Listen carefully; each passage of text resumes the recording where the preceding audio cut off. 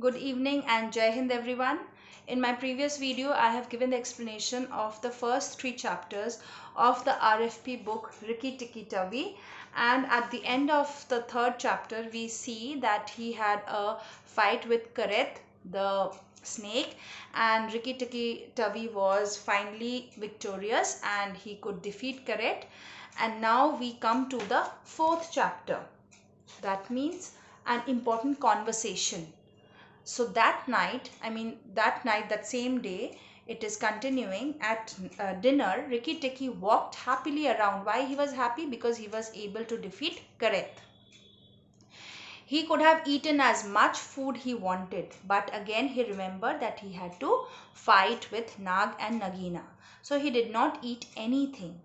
He enjoyed being petted and patted by Teddy's mother and sitting on Teddy's shoulder. So he was a very friendly mongoose and he has already become very friendly with Teddy the boy, and he was sitting on Teddy's shoulder. But from time to time his eyes would get red and he would go into a long war cry of Rikki-Tikki-Tikki. So he was readying himself that he has to fight with Nag and Nagina. Now Teddy carried him off to bed and made him sleep close to him. Rikki-Tikki was too well behaved to bite or scratch, but as soon as Teddy fell asleep, he went for a walk and he met Chuchundra. So remember that muskrat, he was very timid animal, very afraid to even come in front of anyone, even in the middle of the room. He was a coward. Coward is the opposite word of uh, coward is the word we use for a very um, of a person or an animal who does not have the courage to go in front of everyone. Okay, so he cries all night. He tries to make up his mind to run into the middle of the room, but he is too frightened to do that. Coward means a very frightened person who does not want to go in the go or say something. He always wants to hide himself. Don't kill me, Chuchundra wept. Rikki-Tikki-Tavi, don't kill me. Now Rikki-Tikki is very scornfully said that a snake killer does not kill muskrat. So a muskrat like Chuchundra should not be afraid of me. So he said, what did you hear? He said, my cousin Chuha. So Chuchundra's cousin was Dash. It was Chuha, Chuha the rat. Chuha told me, then he stopped. He finally realized, oh no, I should not say this. Hush. That means chup. The Nag is everywhere. That means Nag can hear everything. You should have talked to Chuha in the garden. So he's saying that I will not be able to say you anything. Better you go and talk to Chuha. He is in the garden. I didn't. You tell me to. Quick, Chuchundra, or I'll bite you. Now Rikki-Tikki is getting anxious to know what did he hear? What does Chuchundra know that he does not want to tell the mongoose. So he said, quickly tell me or otherwise I'll bite you. Chuchundra cried, and that is so frightened he was that he started crying. I'm such a coward. He sobbed. I don't even have the courage to run in the middle of the room. Shh! I can't tell you anything. Can't you hear, Rikki-Tikki? Then Rikki-Tikki started hearing and it listened. The house was very quiet, but he could hear a faint sound because it was night time. Everybody was sleeping. So Chuchundra has given him a clue that you have to listen quietly, whatever sound you could hear. So Rikki-Tikki went from room to room and then he heard the sound. He went off to Teddy's bathroom, but there was nothing there. He went back to Teddy's mother's bathroom. A brick had been pulled out at the bottom of the wall to let the bath water out. As Rikki-Tikki went in, he heard Nag and Nagina whispering. And what was the plan?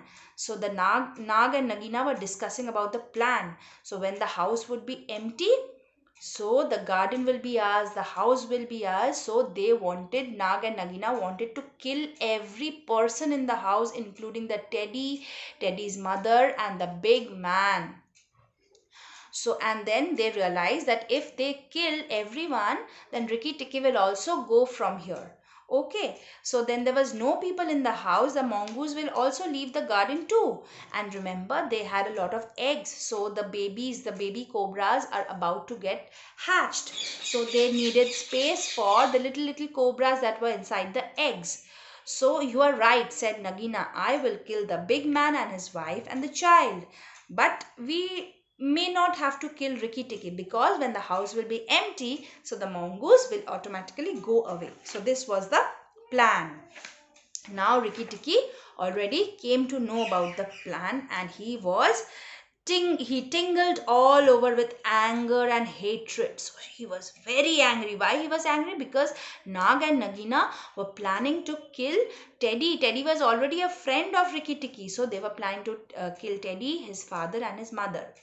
And slowly, Nag's head was coming out through the drain. So we are on page number 19 right now. So you can see that this is the head of the Nag, and it was coming out from the drain hole, and it was coming inside the bathroom.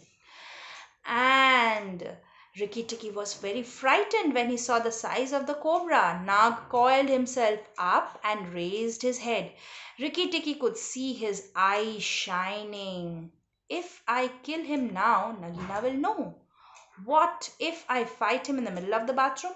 He will have the advantage. What am I to do now? Rikki-Tikki is thinking. What shall I do? Nag's head waved from side to side. Then Rikki-Tikki heard him drinking from the big earthen jar where the water was kept. That was good, said the snake. Now when the karet was killed, the big man had a stick. So when the man came to kill the karet, it already had a stick with him. But what will happen now? When he goes to the bathroom, Nag wanted to kill him at that time. So he said, I will wrap myself around the jar of water and I'll wait in the cool room until morning. A show of bravery. So now we come to page number 25, chapter number 5. Sorry, page number 21, chapter number 5. A show of bravery. So there was no reply from outside, so Rikki-Tikki knew that Nagina had gone. Nag wrapped his long body around the water jar, and Rikki-Tikki stayed there as still as he could. After an hour, that means 1 ghante baad, he began to move quietly towards the jar. Nag was asleep. Rikki-Tikki looked at the snake's big back, wondering where he should attack him. He looked at the thick neck near the hood. So remember the hood of the snake? So he looked at the thick neck near the hood, but it was too wide for him to break the neck.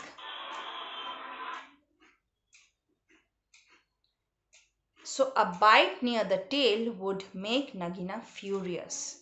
I must break his back at once, thought Rikki, or he will fight, and once he starts fighting, oh my!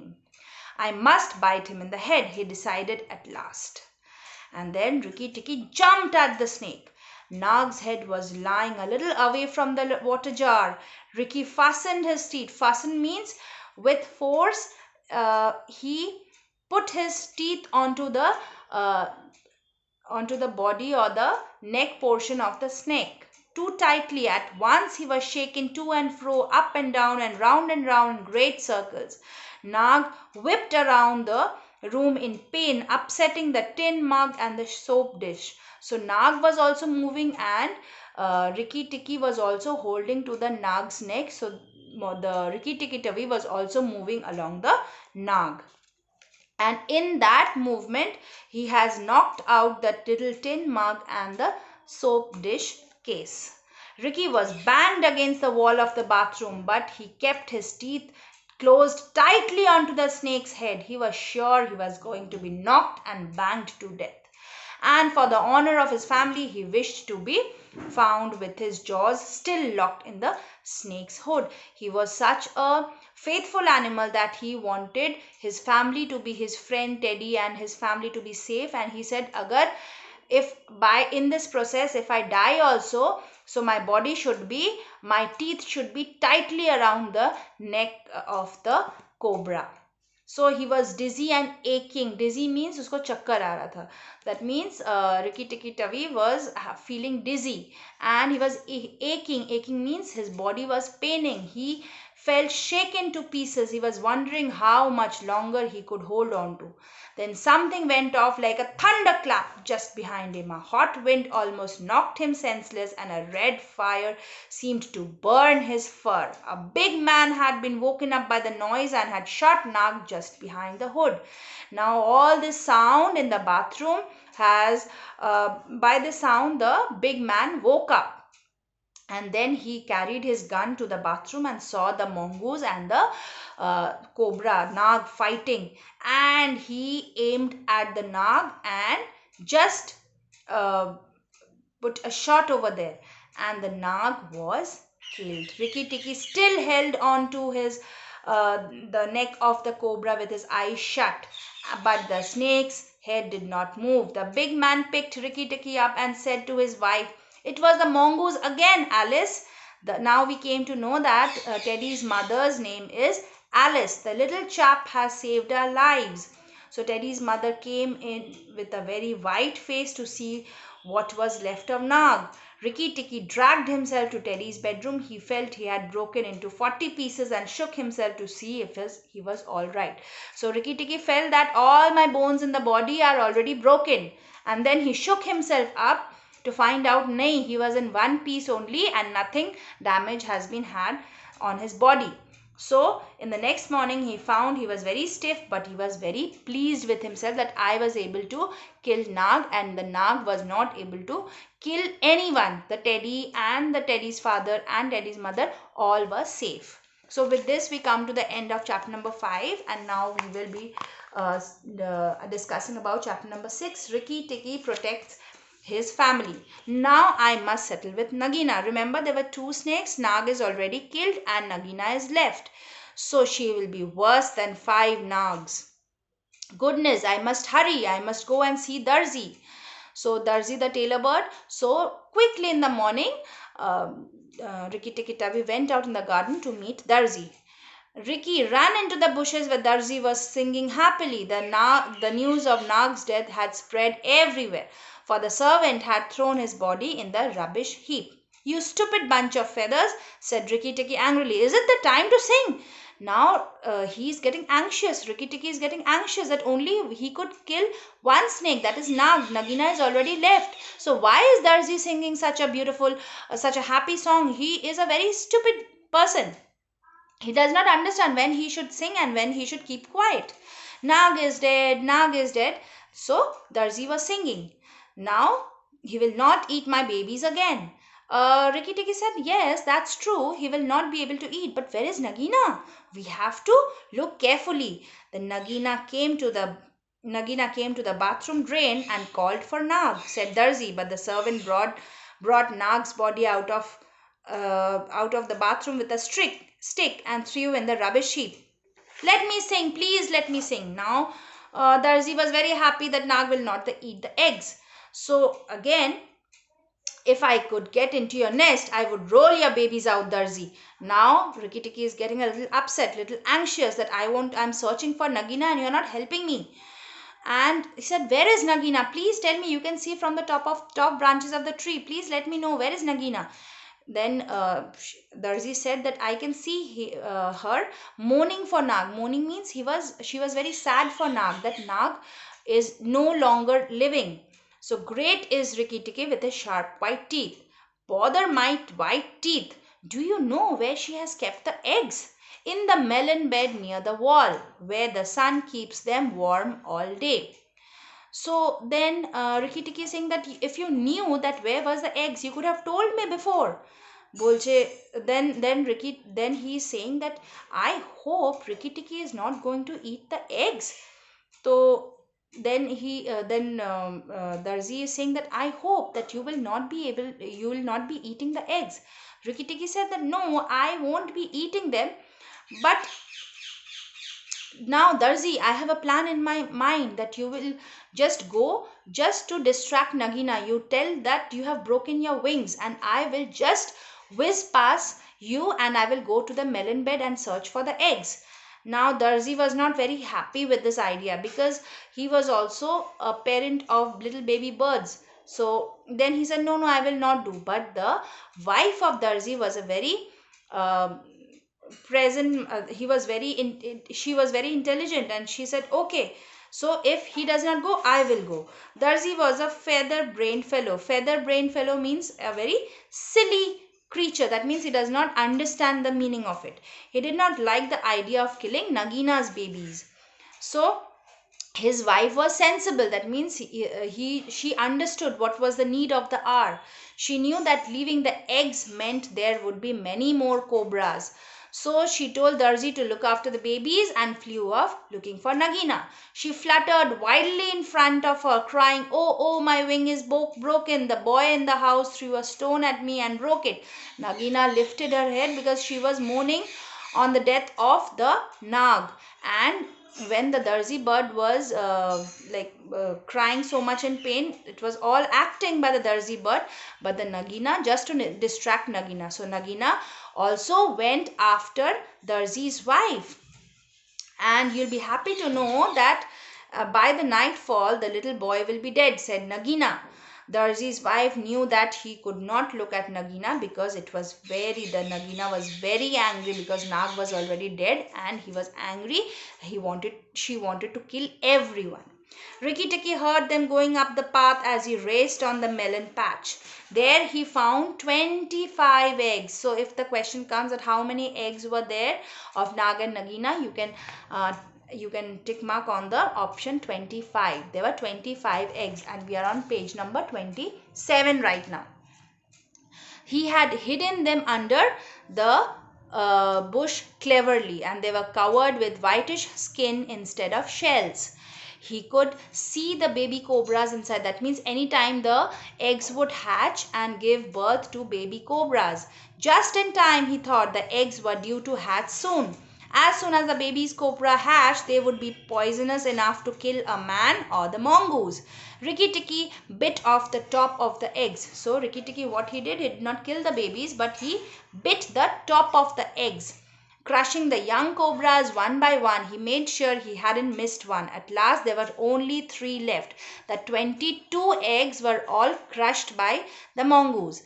And when there were 3 left, he heard Darzi's wife screaming, Rikki-Tikki, come quickly. Nagina has gone into the veranda of the big house.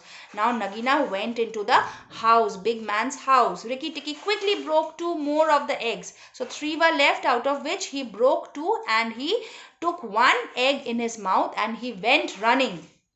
Teddy was there with his parents at the breakfast table. So all 3 of them sat down to eat breakfast. And they did not eat anything. Why? Because Nagina was all coiled up near Teddy's chair, swaying to and fro, singing a song of triumph. He could easily bite Teddy's bare leg. Bare means khali pair, nanga pair. So his Teddy was sitting, and Teddy's leg was just in front of the table where Nagina was there. So at any moment he could have killed Teddy. Now Rikki-Tikki-Tavi appeared there, and it said, turn around, Nagina, turn around and fight with me. All in good time, Rikki-Tikki, she said, moving her eyes. Look at your friends, they're all frightened. Now Rikki-Tikki said, Nagina, look at your eggs. Go and look at them in the melon bed. The big snake now realized what a mistake she has done. The big snake turned around a little and saw the egg on the veranda. Ah, give it to me. Rikki-Tikki put his paws on each side of the egg. So in the middle there was the egg, and on the other side of the egg, he has put either of his paws. His eyes were as blood as red. What will you give me for a cobra's egg? Now it's a deal between the Nagina and Rikki-Tikki-Tavi. He said, okay, I will give your egg, but in return, what will you give me? Nagina turned around, forgetting everything. And he said, you give me the egg, I will not disturb anything. I will not do anything to them. You just give me the egg. And then he turned towards Rikki-Tikki-Tavi. And when the big man realized that Teddy is out of danger, he quickly caught Teddy by his shoulder and dragged him across the table out of the reach of Nagina. Tricked, tricked, tricked, Rikki-Tikki-Tick. The boy is safe, and it was I who caught Nag in the bathroom. He jumped up and down, all 4 feet together. He tossed to and fro, but he could not shake me off. He was dead before the big man shot him. I did it, I. Come on, Nagina, come and fight with me. So we come to the final chapter, that is the final victory on page number 31. Nagina realized that he could not bite Teddy now. The egg lay between Ricky's paws. Give me the egg, Rikki-Tikki, and I will go away and never come back, she said, lowering her hood.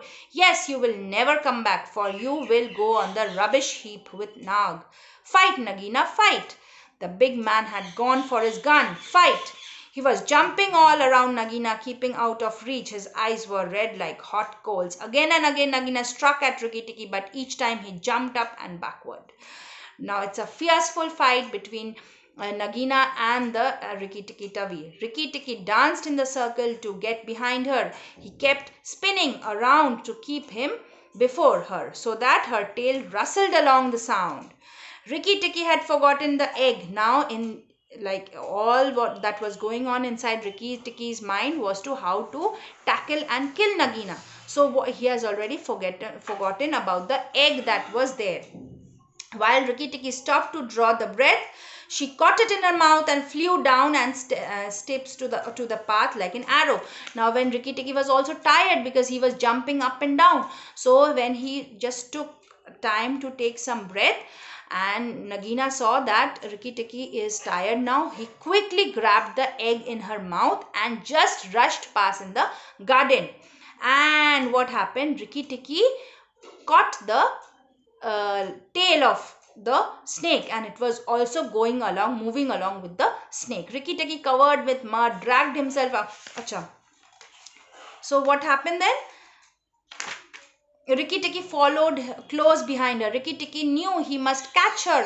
All the trouble would begin again. Nagina went straight for the long grass near the thorn bush where Darzi was still singing his foolish little song. But Darzi's wife was wiser. He tried to stop the snake by flapping her wings about Nagina's head. Now Darzi wanted to stop Nagina, to distract Nagina, and he was flapping her wings. If Darzi had helped, they might have stopped her. But Nagina only lowered her hood and went on. In that instant, Rikki-Tikki caught up with her as she went into the hole where Nag used to live.